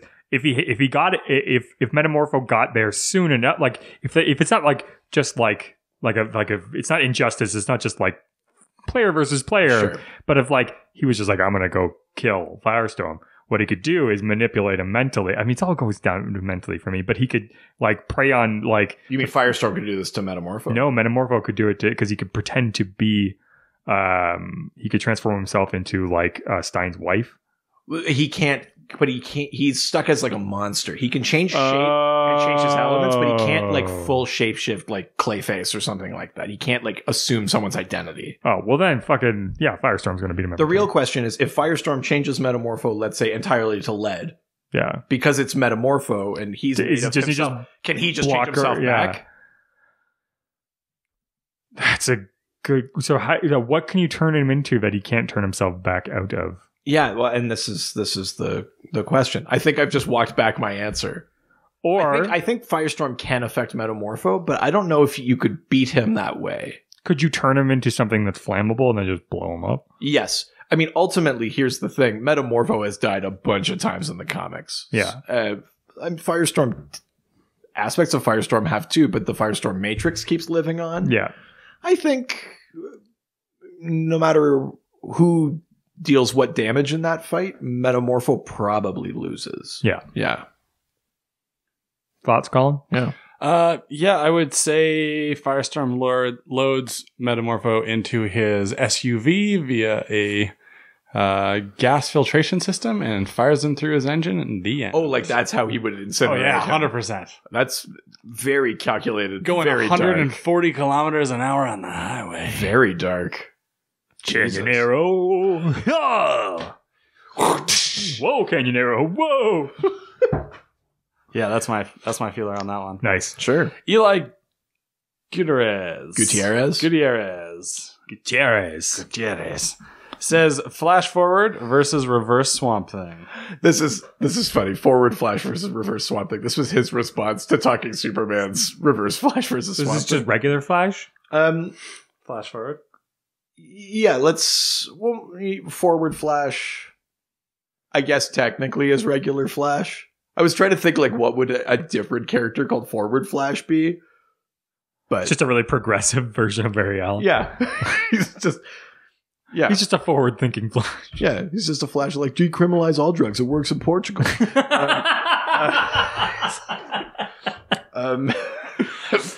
And then Reverse Swamp Thing. I guess he would channel the negative green. The Rot. Well, no, the Rot is like the opposite. That would be like the Still Force. Wouldn't that be the reverse of The negative Swamp Thing? green would just be like uncontrolled plant growth. It would just be like It's out of control. it would just be like like vines overtaking, choking out trees and things like that. Those like parasitic plants. Yeah. It'd be like that kind of shit. Okay. Or it could be like, what's his name from Fern Gully, the ooze guy. I've actually never seen Fern Gully. Isn't it Disney? I don't know. Because your wife has some explaining to do. Well, she's probably seen it. I haven't. I know, but I mean, it's her responsibility to make sure you've seen it. Okay, well, you can take that up with her. Oh, I will. So in this Make sure you fill out the proper paperwork. in this made up scenario of Forward Flash versus Reverse Swamp Thing, I think I'm giving it to Reverse Swamp Thing on some of the same rationale as Reverse Flash versus regular Swamp Thing, but also because I think like Forward Flash would just be like on his soapbox talking about the things that need to change in society. He's just too forward. and Reverse or he's just hitting on Reverse Swamp Thing too much. He's Forward Flash. It's like, hey, you and me should get a room together. Whoa, Like, that's a little forward. Flash. So sorry. Our two options for Forward Flash is he's either super progressive or the exact opposite of that. Yeah. It's exactly it. I like this idea, Forward Flash. I think I'm giving it to Reverse Swamp Thing. Colin, I don't care. that's a great attitude. It's kind of the same for me as the Swamp Thing and the Reverse Flash. Okay, key question though: which version of Forward Flash do you think we're talking about? The socially progressive one, or the one who's like disgustingly hitting on people? Oh, just super gross. Right. Yeah. The gross one. like- Forward Flash. Yeah. Like, Be like- that was a bit much. Like, oh, is he wearing a trench coat? Like, oh, Forward oh Flash. God, put it away, man. God damn it. Yeah. But he's also in a soapbox and he's like a preacher too. Sorry, he's both? Yeah. So I gave you a one or the other option and you answered yes. And you're surprised by this. Well, What's Richard? more shocking than a streaking preacher? Sure. I think Swamp Thing's into it. And I think that they end up just like making weird tentacle porn together and then there's no fight. okay, so I said Reverse Swamp Thing wins. Colin doesn't give a shit. And you said tentacle porn. Yeah. Well, Eli, I hope that answered your question. I hope you're happy. How is my answer actually okay in this? You have the second worst answer. I mean, mine's the best. Victory at mediocrity. Dimitri Matheny says, Hal Jordan and anyone with less willpower. So, yeah, I mean, I Yeah, responded with, you thought that was pretty funny, didn't you? I see what you did there. Yeah. His premise, his loaded question is that Hal Jordan has such an indomitable will and the most powerful weapon in the universe in a Green Lantern ring. Who could possibly outmatch him? I'm not going to just name all of the people who ever have outmatched Hal Yes. Jordan because it's too long. Oh! Mic Mic drop. Why don't let's say other than Sinestro, because that's the obvious answer. Who do you guys think would be like the matchup that would definitely take down Hal Jordan? Let's flip this question around a little bit. So you can't use Sinestro, but who would definitely beat Hal Jordan in a fight? Michael Jordan. Is it a basketball fight? Oh, yeah. Is it like Space Jam rules? Yeah. Yeah. So Hal Jordan is the Monstars? Okay. Interesting. What if it was an actual fight like what we've been talking about? Michael Jordan. You think Michael Jordan could just fist fight and beat? Have you seen that guy swing a golf club or a baseball bat before? Yeah, but Game over. the power of the will of the universe? Hal Jordan would be like, dude, you're Michael Jordan. And he'd be like, bam, baseball to the chicklets. So you think he'd lose his focus? Oh, big time. So yeah. does it work for any celebrity then? No. Okay. Michael Jordan did it all. I like how you just like... He's a basketball player. He's I like a golfer, how- baseball player. I like how actor. you say these things like they're fact, but you don't take me on the journey of your train of thought. Because he just likes to say I absurdity. just I want to did. be on your side. I just did. I explained to you how important Richard? he is as an athlete and an actor and a social commentator. Is he important as an actor? Dude, he was in a Hanes commercial on an airplane. Take that, Daniel Day-Lewis. Hanes on the planes. Like, are you guys for real with this right now? And he was in Space Jam. You know who else was in Space Jam? The guy who plays Newman. right? That guy. And yeah. Bill Murray. Also, and Bill Murray. So it's like, yeah, obviously he's doing okay. Sure. Okay. Feel like we're getting further from it. Richard? So my first answer is Warner Brothers. Oh. Is that a joke about how Ryan Reynolds and It's because the movie was really bad. Yeah, it was a really bad they did movie. beat the shit out of So it. it could say Martin Campbell too, but Oh. the fight I'd like to see is Clayface. Okay. Now, you think Clayface could beat Hal Jordan? Yeah. Okay. Let's take me through it. What's the rationale? The rationale is that, I mean, they're both like create things out of nothingness, right? Like, Sure. except for that Clayface, it's his body. It's everything. It's who he is as a being. Okay. He was born into it. Molded by it. Molded by, yes, but Hal Jordan's just a ring.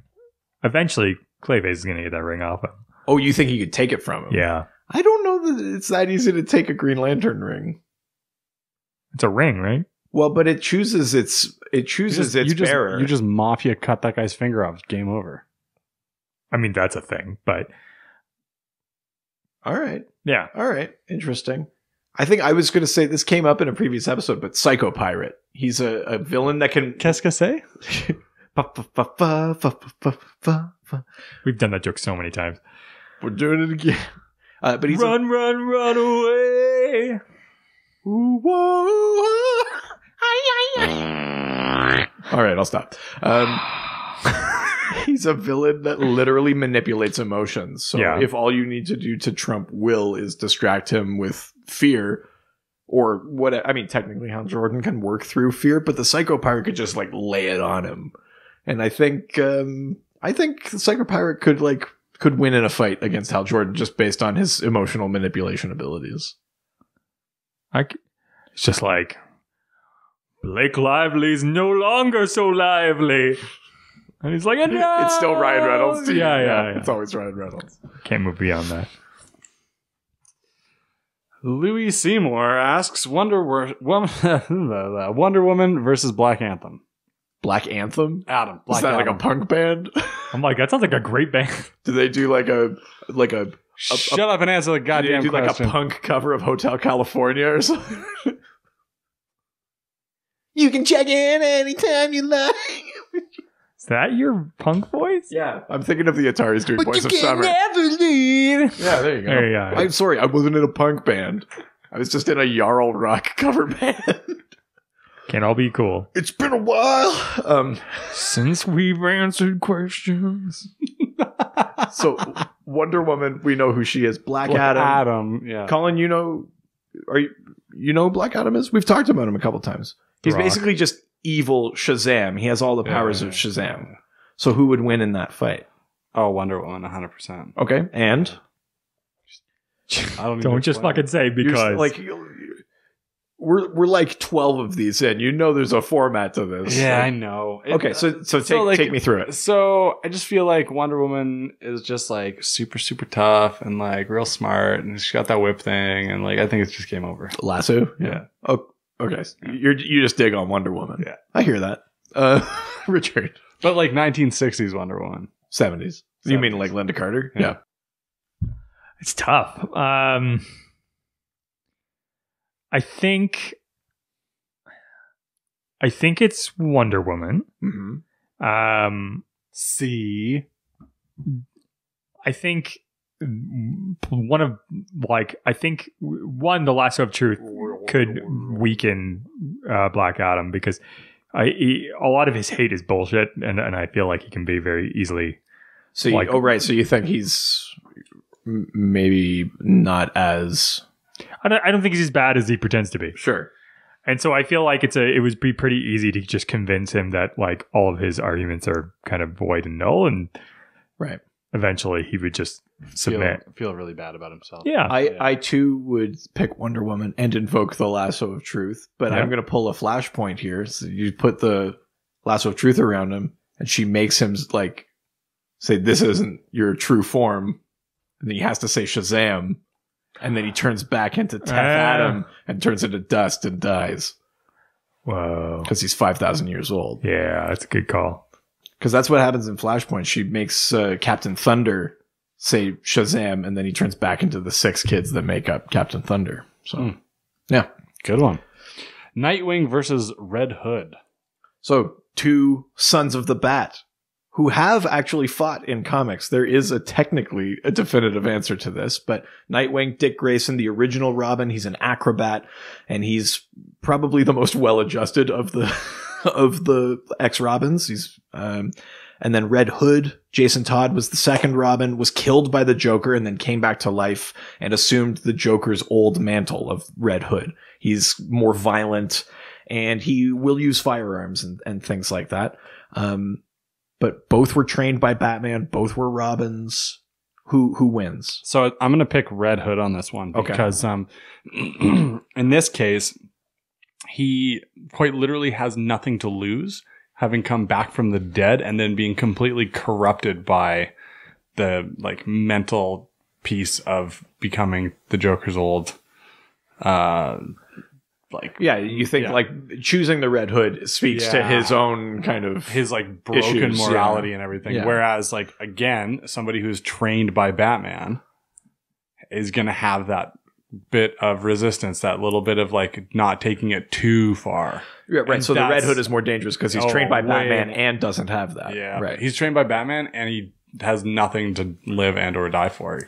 Now, one thing I will say is the longer you go with Red Hood in the comics, the more he kind of recoups his humanities. But if we're talking about him like freshly kind of returned, I think your logic is pretty sound. Richard? I mean, I'm definitely inclined to go in the direction of Red Hood, just because I think that the one thing that grounds Red Hood is Batman. And without Batman around, I feel like Red Hood's just going to, like, Nightwing's going to continuously still try to bring him back, right, and bring him into the fold of good, and it's going to be more of a like him trying to redeem him. And so kind of like what Colin was saying, the restraints. Yeah, exactly. Issue, yeah. If Batman's around, I think we're going to get a good son situation, and he's going to fucking throw him off the cliff, and he's going to save Nightwing. So right, I think if it's a one-on-one, Red Hood's going to win. If Batman's around, Nightwing. Well, here's in Battle for the Cowl, which happened after Batman was presumed dead during after Final Crisis. There was a literal battle for the cowl. Who would be Batman in Gotham City? And Jason Todd tried to do it, and he was like murdering criminals and using guns and things like that. He and Nightwing, like that story ends with them literally fighting, holding the cowl on top of like a train. And Nightwing wins. Nightwing wins. Wow. Obviously. Red Hood is like hanging onto the train. Nightwing, like you said, reaches to save him. Red Hood's like, well, fuck you. Let's go. So Nightwing technically wins there. But I think even if like I said, the longer it goes on, the Red Hood gets less, he recoups some of his humanity. And I think Nightwing gains ground from there, basically. Like I think you're right. Red Hood's shot is in how little he cares or how little he has to lose, and the more that gets chipped away, the lower he sinks in that sort of power ranking. And I think it's more and more likely that Nightwing would win. So I'm going to go Nightwing. Really? Yeah. Wow. Yeah. The next one is Cyborg versus Lex Luthor. Right. So Now, which version of Lex are we talking about? Lex with the suit? Like, well, the powered suit? Lex Luthor, the super genius, has a powered suit and things like that. Yeah. And, various contingencies. Cyborg is man and machine combined, including a mother box, which is like extra dimensional technology from the New Gods. Who wins? I want to say Cyborg. I kind of think Lex. Really? But I'll qualify it. I'll say I think Lex could beat Cyborg. The wild card though is the mother box. That's because it's my mindset. such alien, such Unknown. foreign technology that I think even if Cyborg himself was out, something would activate in it to win the day. That's what I would see maybe, narratively, technically, at least. Cyborg wouldn't end up winning, but the mother box, some part of him would win for him. Yeah. You know what I mean? That's kind of how I would see that playing out. That if it was 80s Cyborg where it wasn't a mother box, it's Lex. Lex, without a doubt. But that sort of New Gods tech throws a wrench into things for me. So I definitely would have to agree with you. I think it's accidentally Cyborg, but really narratively, it's really Cyborg. It's Lex. Yeah. I think is where I come down. What do you guys think? I would agree with you. Yeah. Yeah, I'd have to agree. I think that the technology involved with Cyborg it's kind of like how with human beings you have involuntary breathing mechanisms that kick into place where it's if you black out, your body keeps breathing. Sure, yeah. I think that the mother box would definitely just rue the day. There's a little bit of that in that Justice League movie that we watched where he can't control That's right, when Superman shows up. Yeah, great timing. Yeah. Shoot Superman. Yeah. Go Cyborg. It's because there was shit that didn't end up in the movie, yes. But yeah, I mean, you do see a little bit of that in there. So next is Beast Boy versus Vixen. So two people that tap into the power of the red, the animal kingdom. Beast Boy can actually transform into... He's the Avatar, isn't he? No, Animal Man. Sorry, yes, that's right. Beast Boy can transform into any animal connected to that morphogenetic field. Yeah. Vixen, through a totem on her neck, can channel the power of any of those animals. So she can be as strong as a rhino, but she doesn't become a rhino. Beast Boy would actually turn into the animal. I'd have to go with Beast Boy. Just because you think the shape-shifting the trumps the actual... physical transformation, because her human skin probably isn't going to be as strong as let's say a rhino's skin or something like that, and so would be more easily pierced. Except if she channels the rhino, then she'd get that ability. But she'd have the strength of, but not the physical form. She'd get all of, not the physical form, but she'd get the strength, durability. She'd have all of the features of right. But she would still have her human form. Yes. Right. So her body would still be not as strong as that of a rhino, for example. No. Right. She would just look like a human, but would be channeling the strength and durability of a rhino. They would essentially have the same powers, but just in different shapes. Yeah, I still take Beast Boy. Okay. Just because I don't feel like that, the way that you're explaining it, I feel like that's all fine and good, but I don't feel that it's as accurate as... Beast Boy does have a slight advantage in that his powers are inborn. Vixen has a totem. If anything happens to that necklace or knocked whatever, off too, that's could be a disadvantage. Yeah, Richard. It's tough, right? Because I mean, Beast Boys only have access to whatever's around him, right? More or less, it's whatever's connected to the red. So I don't think he could channel an alien animal on Earth. Maybe he could, but I mean, they both kind of have that ability because she has a lot of those things innately within her already, right? Yeah, I mean, they're both tapping into the same energy, the same power source, basically. So really just who's higher on the totem pole, of the red? Yeah, I mean, essentially. Which is hard to say. I don't know which. I mean, you would probably know. I mean, like I said, I think having the totem could be a disadvantage because that's a thing she could lose and then have trouble accessing her powers. Whereas Beast Boy's powers are in him. Yeah. Okay. Yeah. So I mean, it's got to be Beast Boy then, right? Like the flip side for me though is that this is all speculation. This isn't in a comic book, but like if you're constantly shape-shifting, there must be like a learning curve to like being quadrupedal or like learning how to like shift your weight as a different thing. Whereas if you're Vixen and you're used to your body and your sort of agility, but now you just gain the strength of something else, like that feels like a tactical advantage. Like you don't have to like work out any of the kinks. Or you don't have to like you're always you. I'm a lizard right now. This is how they move. You just like now I'm you would also have the navigational understanding of that form also. I guess that's true. Because that's probably true. If you have like the sense of the intelligence of the strength of the blah blah blah, you should have the tactile. But I mean, if you see that's probably a fair point. If you see a newborn animal, like they still takes them like a minute to be like, yeah, but he's not a newborn animal. He's just changing into like. Yeah, I mean, he is though. Like he's just like. I see what you're saying, though. You think it'd be the first time he'd been a rhino? Who knows? For example, a rhino. The other thing we haven't mentioned is that Beast Boy is a child. He does, and Vixen is an adult. Ventura, so maybe it's just like the mental of that rhino. She's just gonna Ace Ventura. Yeah, the mental discipline, like the. So she's just like, I'm gonna call your mom. or I'll tell. I think I'm leaning Vixen. I think Vixen wins that one. But that's fair. I totally see those points, and I'm super surprised. Like Colin kind of outmaneuvered me here. Chuck you. Yeah. The next one is Arm Fall Off Boy versus Ambush Bug. This is a great fight. So Ambush Bug, that goes all the way back to our second episode. Oh, that's right. Ambush Bug. His name is Erwin Schwab, and he finds this suit that gives him like teleportation ability and some like durability, like some of like the standard suite of superpowers. But he's also a character that knows he is a comic book character. He is aware of his own existence and breaks the fourth wall. Arm Fall Off Boy is the first ever reject from the Legion of Superheroes. He comes from a planet whose race are able to remove their limbs and use them as like blunt weapons, and he's the very first person who's tried out for the Legion to not get in.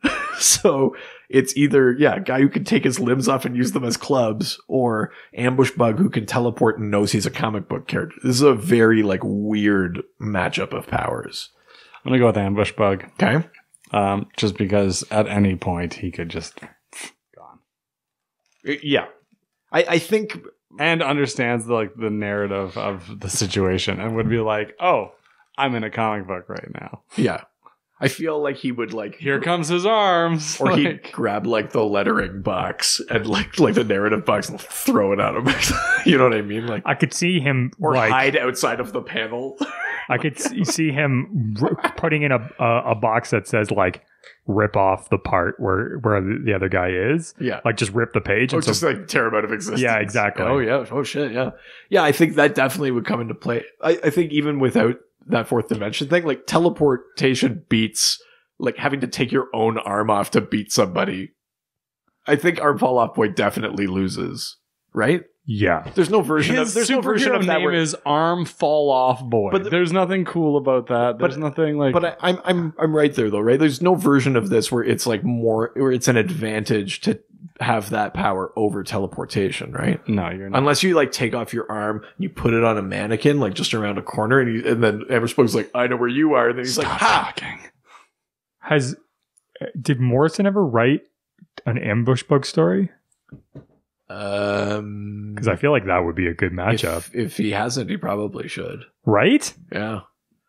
I don't think he has. Not a full story. Maybe he's used the character, but I don't think he's ever written like a full like thing with him. Because it brings me back to like the story that Colin had read. Oh, like Ultra Comics? Like, yeah. Like the nature of reality? Having a character who knows they are in a comic book as part of that. It totally fits like Morrison's vibe. Yeah. Yeah, you're right. Totally. That would be rad. Hey, Morrison, we know you're listening. After we did that tribute episode. Well, and that you directly messaged him. Oh, yeah, I did. Yeah. He never responded. But I saw that, and then like I looked at our stats an hour later, and that episode had one more download. Oh, really? I'm just saying. That's really funny. Single extra. I just like the idea that he listened to that and was just like, "Fuck this comic book." Be like, wow, podcast." these people are not smart enough to read my stuff. No. Also, I'm pretty sure that guy does not like me. Whoever that Colin guy is, like, He seems real cool, but I don't think he likes me very I much. just want him to like me. He's so cool. My wife will drive you around. Oh, what a cool car. Yeah. Joe Crawford says, Bwana Beast versus Animal Man. So, Animal Man, the actual avatar of the Red, can channel the powers of any animal and has some like slight shape-shifting abilities. Like he could like make his arms into bear arms, but he can't take on the form of a bear. So he just rips off his sleeves. Yeah. Bear. Look at my bear arms. God damn it. At least you didn't go with Second Amendment, man. He's got the right, He's to, a right bear to bear arms. Yeah. Bwana Beast can like communicate with animals, can kind of telepathically control them, but he also has the power to create chimera, to merge animals together, to use the best abilities of each. So, Animal Man versus Bwana Beast. I have a definitive comic book answer for this, but I want you guys to weigh in. Bwana Beast summons the animals, the big ones, to stomp the shit out of Animal Man. Right. Does he use his chimera power at all, or just tells them to like stomp on him? He just says, "Go for it, Sure. guys! Right. Go on and get them." Okay. Elephants. Yeah, I figured. I was thinking wildebeest like the Lion King. Wouldn't Animal Man have the ability to control whatever creature Bwana Beast develops? I don't think he can actually control animals. Bwana Beast can control animals. Because he's the avatar, right? Animal Like- Man can channel the power of them. I don't think Animal Man has like animal control abilities, really. No? I don't think so. Because isn't he the Although avatar? I'm sure there are comics that dispute that. He's the avatar, though, right? Like, he is the avatar. so, I mean, But imagine like plants have a consciousness because that's where the green comes from. Yeah. Swamp Thing doesn't necessarily like control plants? he can manipulate. Oh no, fuck no! I'm backing myself into a corner here. Maybe Animal Man can. So really, it's like who's. So you're saying because Animal Man is the avatar, he has to be able to trump Bwana Beast because Bwana Beast is just tapping into the red. Yeah, exactly. That's fair.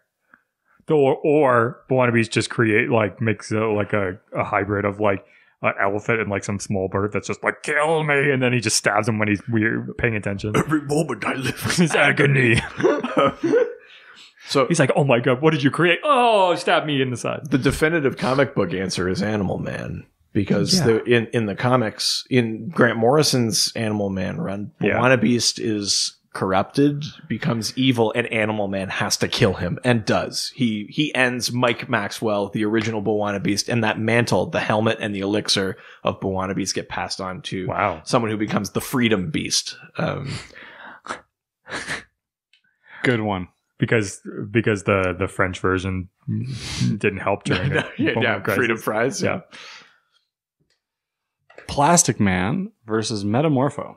So, two shapeshifters. We've talked about Metamorpho. We know what his abilities are. He's the Element Man.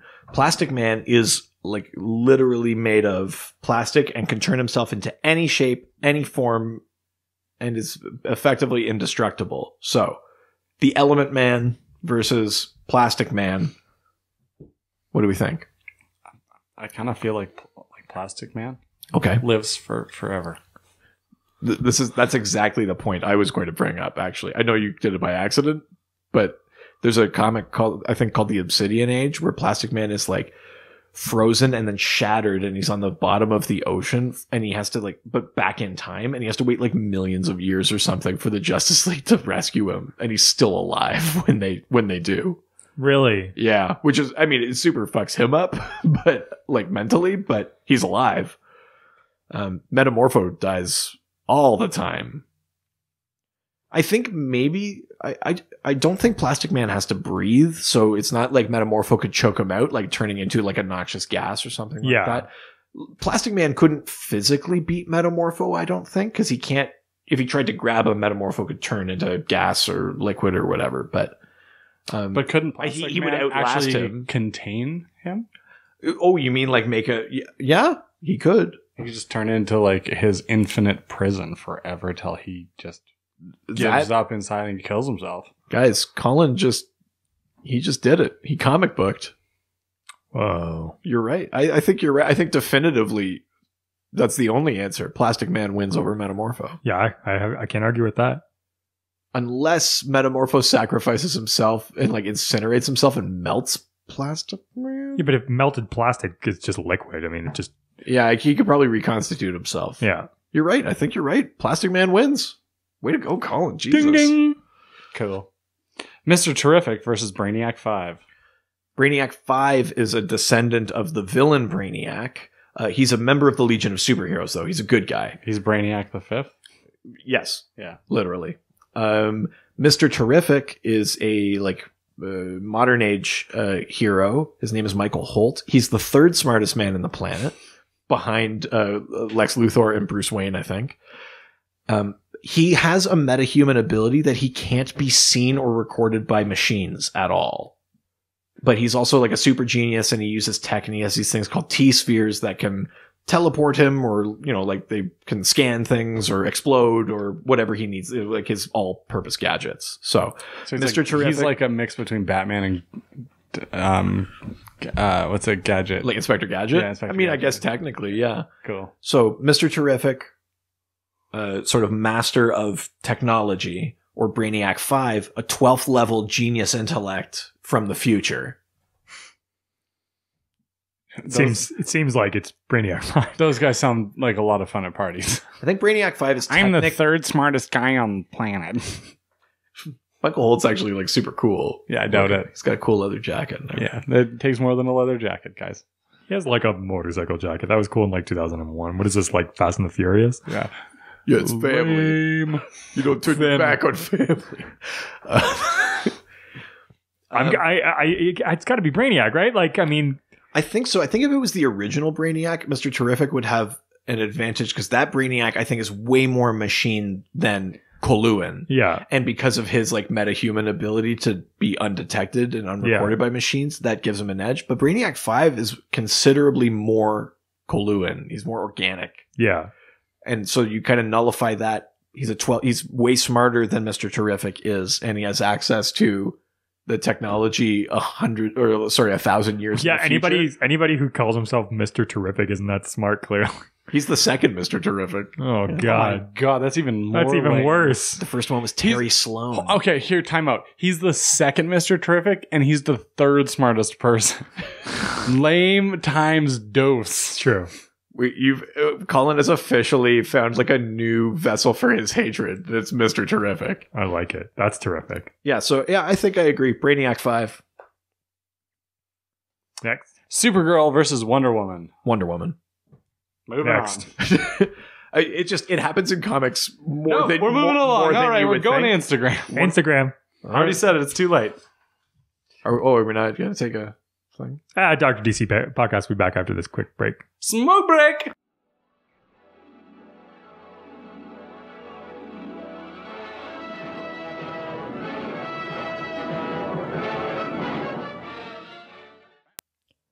Hey, residents. It's producer Richard here. Just wanted to take a quick break in the middle of this podcast to talk about our amazing sponsors, Great Lakes Grooming Co. Just want to talk to you about a couple of different products that I actually use almost every day. I just used a peppermint lime lip balm. It's awesome for chapped dry lips. It smells really good. You don't get that weird sort of like thick goopiness that you get from some chapsticks. It's great. It's super affordable, and definitely something that I cannot sort of exist without. The air is very dry up here, and I definitely need a lip balm all the time. The other product is the Noble Selves hairstyling cream. I've got pretty thick hair, and I tend to have a hard time finding hair products that work really well. Either they're too thick and they get sort of like stiff in my hair and feel really hard, or whatever, or they don't hold strong enough, and then I have to put a ton of it into it, so it becomes expensive as well. This has like a medium to light hold, but honestly, it's got a super soft feel, and it actually does the job that it needs to do. It holds my hair in whatever position kind of I want to put it in. It's perfect for everyday use and casual styles. It is a water-based styler. You're not getting a ton of those terrible chemicals that you would with some of the off-the-shelf stuff. Because of that, it washes out super, super easy.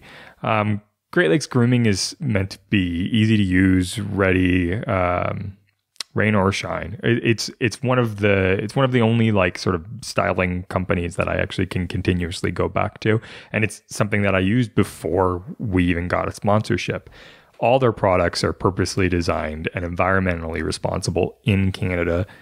So if you're here, great, much less shipping. If not, it's totally worth the cost, and it's actually super affordable.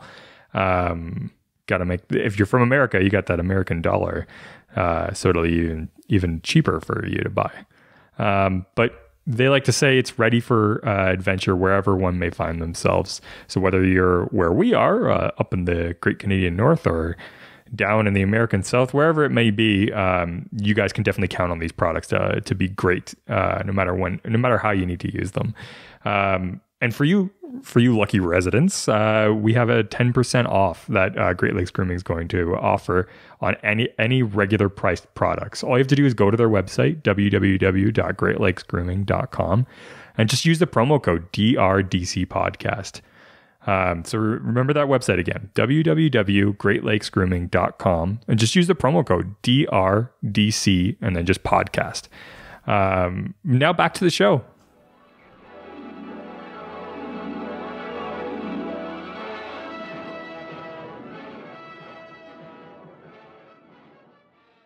And we're back. Hey! And to Instagram, the real Josh Gill asks, is it Gill or Jill? Well, I think it's real Gill. Josh Gill, please stand up. Please stand up. So he says, Orphan versus Karate Kid.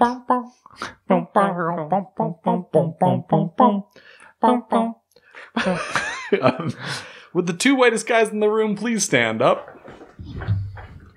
There they go. I'm connected by headphones. That you just proved your whiteness. Huh? Yeah. You're welcome. Orphan, also known as... Yeah, no, not Orphan Black. Oh, so good. Also known as Cassandra Cain. She is one of the most dangerous, most talented martial artists on the planet. She was raised without speaking a language. So the only language she speaks is like physicality and movement. So she can read people's body language. Do you mean she dances? The only communication she has is through dance. The dance of death. Ooh. Martial arts. But basically the only language she knows is movement. So she's able to like perceive slight movements, which gives her an edge in fighting and things like that. Like she's a extremely skilled martial artist. The Karate Kid, member of the Legion of Superheroes, has mastered every martial art. Trained by Mr. Miyagi. Yeah, has mastered every martial art ever come up with up until the 30th century. I'm going Orphan on this one. Yeah? Yeah. Because she doesn't speak the language of words. She speaks the language of body movement and... Body movement. So moving. Anyways, yes, that's my decision. Yeah, okay. Orphan.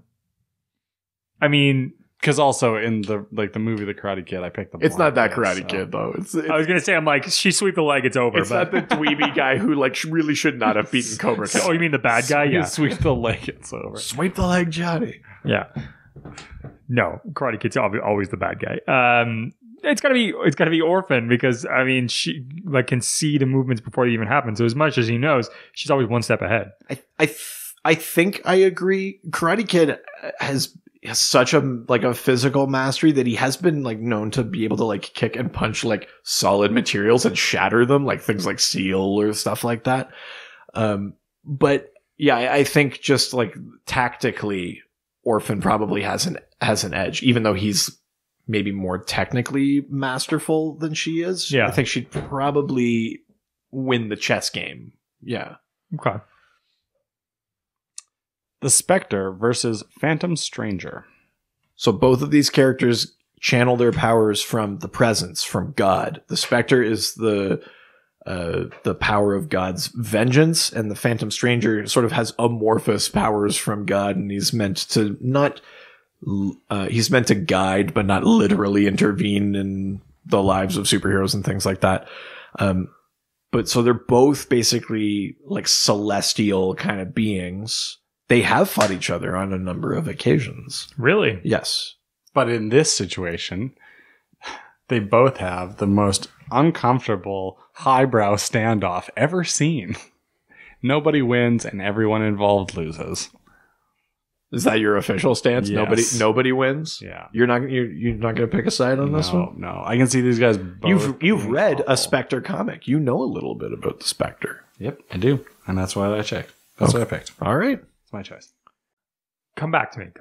I think the Spectre is maybe like on the immediate sort of scale is more powerful than Phantom Stranger. But there's a series called Day of Vengeance. And in that one, that's where the Spectre's kind of gone rogue. He doesn't have a human host. And he turns the Phantom Stranger into a mouse, but like the Phantom Stranger can't undo that magic for like a week. It takes him like for a celestial being, that takes a very long time.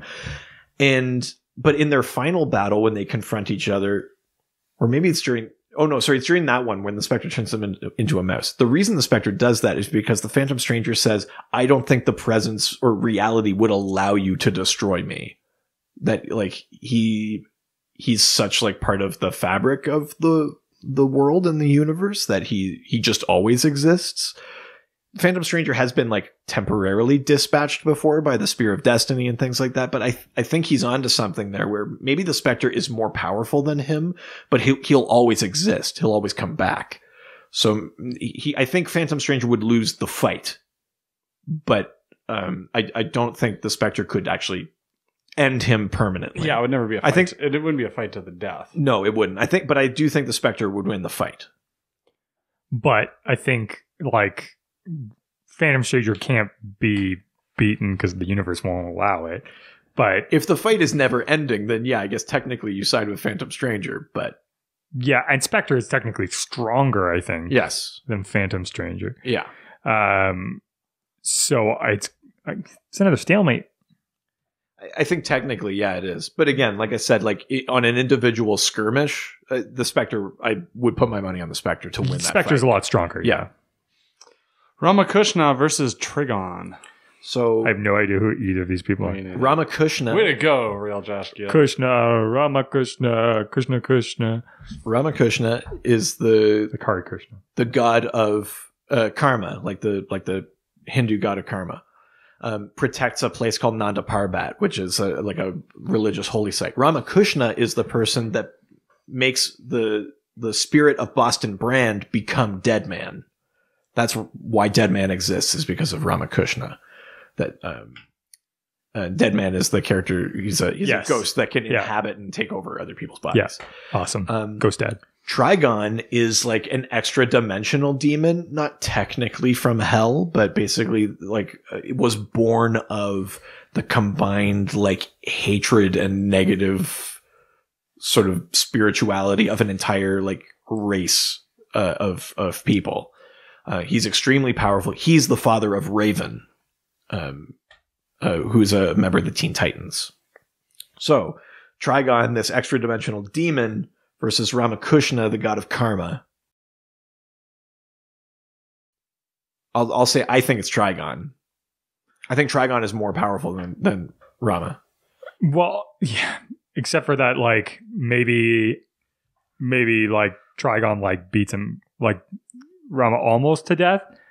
Then it's just like karma's gonna get you. Karma's a bitch. That's true. The power of karma is maybe like the ultimate like ace in the hole. That's a fair point.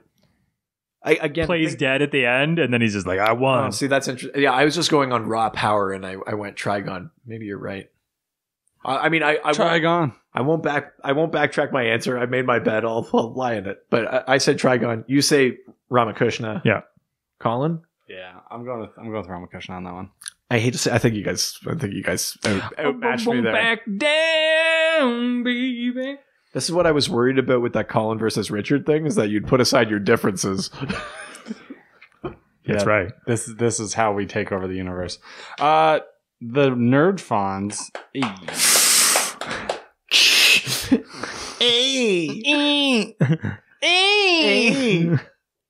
Okay. Green Lantern's Alan Scott. Actually, you can't jump a shark. They have extremely powerful fins. They can jump very high. He hits a Game Boy. You're unlikely to make the momentum to jump said shark. No, instead of hitting a jukebox, he just does the like. He grabs a game and he's like,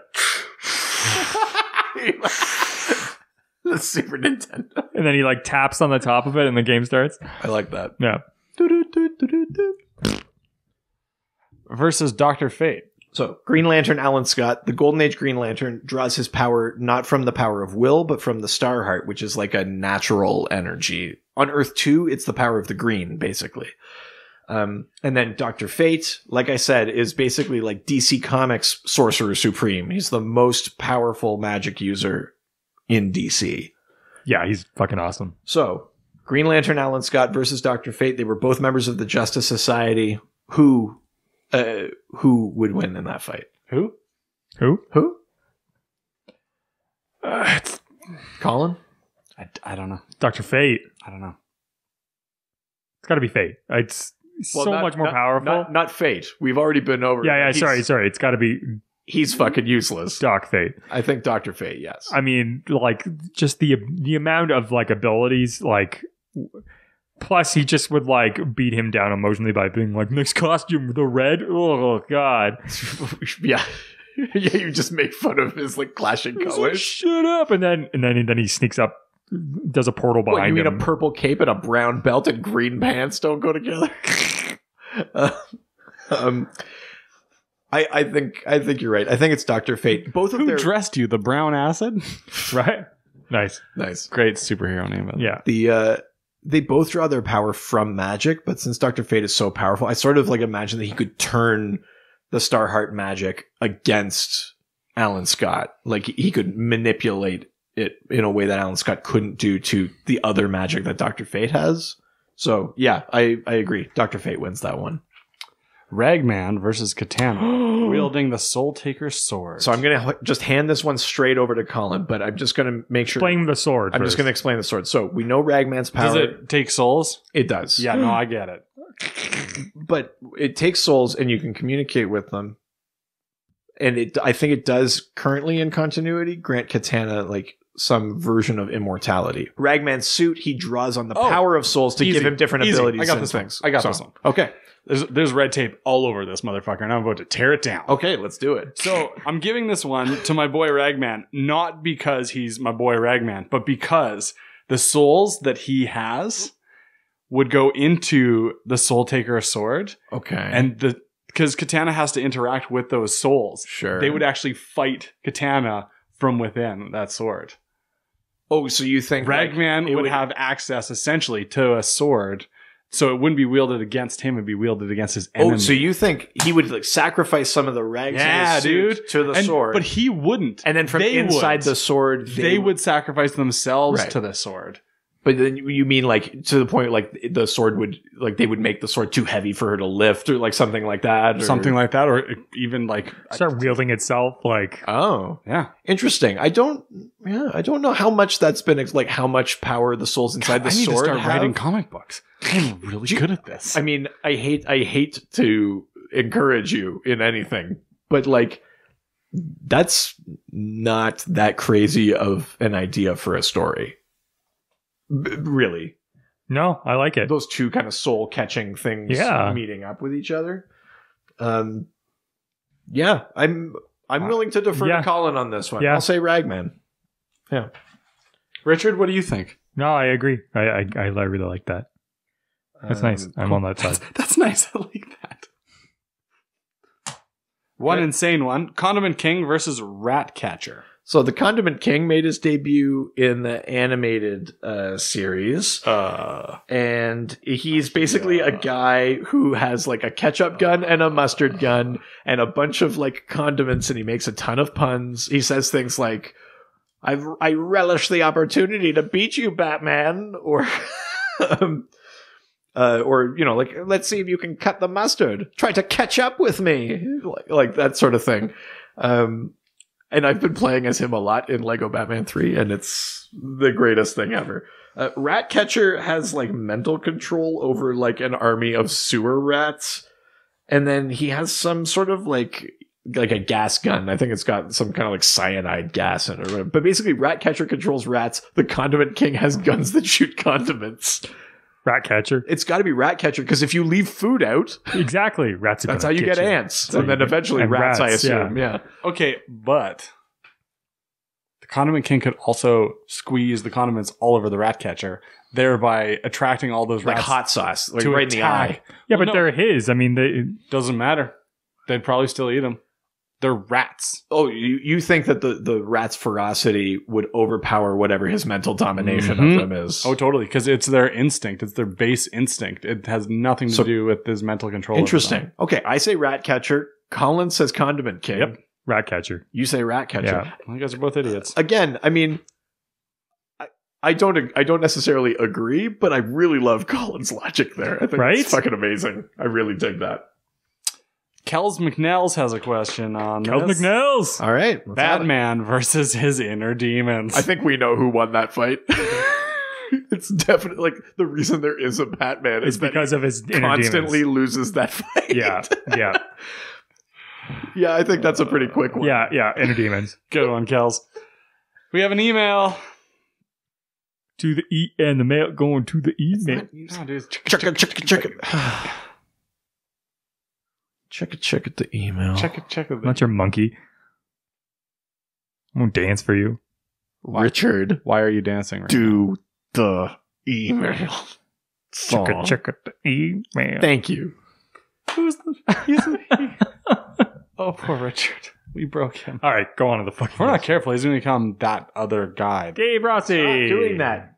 Dave Rossi says, know you have limited time. Pick whichever seem most interesting to you. Barry Allen versus Wally West. Martian Manhunter versus current Teen Titans. Let's just do those two. So Barry Allen versus Wally West. You and I, That'd be Richard, 4. kind of touched on this last week in our Speed Force episode, where I said I'm Barry. He is the Speed Force. Yeah, It's even though Wally has been shown to be kind of faster in that, it's got to be Barry. it's got to be Barry. Are you agree? Yeah, yeah. I mean, I'm Team Barry. You know that. We're both Team Barry. All right. Are you Team Barry or Team Wally? I don't know the difference. They're both the Flash. Wally West was the first Kid Flash, a sidekick. He's technically faster than Barry. Has some different Speed Force powers, but Barry is like the original creator of the Speed Force, the thing that they get their powers from. So he knows He's like the OG. he knows the secret Well, combinations. Jake Garrick's the OG, but Barry, yeah. He knows the secret moves. I guess, yeah. Yeah, I guess it has to be Barry Allen. Right? Boom, answered. All right. What was the other one? Martian Manhunter versus current Teen Titans. I think current Teen Titans, he's probably referencing like that kind of new lineup. It's got Damian Wayne. It's got Wally West 2, like the current Kid Flash. Yep. It has Lobo's daughter, Crush. That's is right. on that team. I think Raven is still part of that team. To me, this is easy. It's Martian Manhunter. He's so powerful. Way, way, way more powerful than any / all of them. Yeah. Mentally and physically, I don't think there's any version of the Teen Titans that could take down Martian Manhunter. No, I mean that Even if they had Miss Martian on their team, I'm not convinced that they could take down Martian Manhunter. I have to agree with you. I mean, there's Cyborg, but On Young Justice, they play Miss Martian as secretly like crazy powerful, like too powerful for Martian Manhunter to control. But I think in reality, he's too strong. I think it's got to be John Johns. without a doubt. John John's all day long. That's What about you? Any idea? Yep, that's what I just said. Martian Manhunter. Yeah. Okay. For the win. Good. Those were really fun. Yeah, I like that. I mean, that was super rapid fire, but it was one of those things I wanted to do for a while, but like I didn't want the show to like become like who would win in a fight all the time. But But it's fun to I like saving it up and then just like doing a bunch of them all at once, like blow your load all at once. I get it. That was Why do you sound like a ghost? Don't that worry was about it. and I think Ghost with a hernia. it's a great way to kick off FANAGAR. FANAGAR again. Credit to Colin where credit's due, but like how? And what's next week's episode? I'm very excited for this one. So you're listening to this one. This is Fight Night. Next week, there are 2. You're going to get our anniversary annual episode. Or we're just letting them know that we're doing that. Okay. Where we kind of... We've already talked about it in the last one, too. Oh, did we? Okay. And in this one. So we get that anniversary episode, and we kind of like look back on the past year and put Colin on the spot a lot. And Always then fun. we'll also have an episode with my father, who will The All-Father. the All-Father, Marvel. Papa Big D Vanier. Oh yeah, he's gonna drag that crank in here, and Come we're gonna go on. all night. Thank you, but come on. I bet it runs in the family. I bet it runs the family. I always wondered what poked me in the knee when we did these episodes. Don't worry about it. But he's going to be on the show, and we're going to talk like where the logic breaks down in comic books. That's like his favorite thing when we talk about comics, is to be like, Pick it apart and say why it's dumb. yeah, to be like, if the atom is made of atoms, how can he shrink to the size of an atom? It's true. So we're going to have an episode like that. So that's coming next week. I'm very, very excited Yeah, about me that. We too. get our comic book guy on, I think. Yeah, it's gonna be a good time. Actually, We could really call the episode actually. yeah, I know. That's fucking awesome. Yeah. I'm really looking forward to that. Well, if you want to send in some questions for that episode or future episodes, you can go to our Big Papa D. That's right. If you want to ask questions about Papa D's Not D, about that. please big old send those. dinger. Yeah, lots of questions, girth, size, length, Jesus. everything. You can go to our various social Such media a quiet, websites. nice man. Well, yeah, you don't have to talk a lot when you got that thing swinging around. Colin, tell people where There's they can some go. trimming techniques in That's there. right. Maniac. Tell people where to go. There we go. Dr. DC Podcast. Instagram. Dr. DC Podcast. Twitter. At Dr. DC. Email. Dr. DC Podcast at gmail.com. Pornhub. Slash Dr. DC. Dr. Father Vanier. No. Or you can go to iTunes. We've already been getting some reviews. I know that we can keep getting more. We can call We're trying to get to 52. Dr. DC podcast. Jesus. So make sure if you guys like what we do every week, help let us know, help us out. We give you a free podcast. Give us a review. 5 stars. Wait, we're giving on this shit out for free? 5-star review on iTunes, and say some stuff, and we'll mention it on the podcast. You can do that on iTunes, and then also make sure that if you don't have iTunes, you can create an account and do it there. You can also check out our podcast. We are on Spotify and Libsyn and a bunch of other ones that just Google like Play and Podchaser and yeah. We're basically, if you guys get some you get wow, that Caesar's really hitting. fucking right just right now. But yes, make sure you give us a 5-star review. And we also have a and website, drdcpodcast.com or .ca. I'm glad somebody said that. Well, some kind of sign off. Adios. Waiting for that D. All the superheroes, they always fight for what is right. Live with danger and adventure, they are men of might. I don't mean to interrupt. Because you're really like invested, but This isn't this isn't sex.